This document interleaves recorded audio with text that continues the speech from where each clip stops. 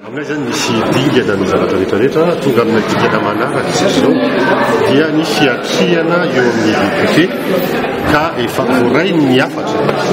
afatra napetraka manokana moa za sy ataontsika hoe ny Madagasikara sy ny filohan'ny trama dia manambara mazava hoe mena fepitaona zato ataontsika hoe ray volana ny frantsay mba analany ilay décret nataony unilatéral nanambarany fa anazy ireo nosy malagasy ireo tamin'ny taona 1990 rehefa tsy mamaly izy ka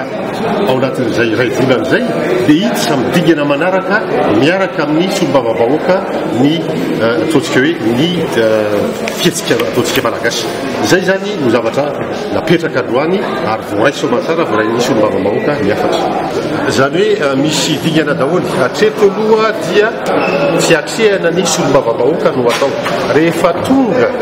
raha ohatra ka manaiky ny frantsay hoe eny ara fa dia miala amin'io izahay manaraka ny décret dia vita soamantsara tsy misy resaka io afa verina malagasy nosy malagasy ka rehefa kosa raha ohatra hoe tsy manaiky ny frantsay zany hoe tsy miditra amin'ny résolution napetrapetraka ny firena mikavana mifandiniana reo sy ny malagasy tsy mety miditra amin'izay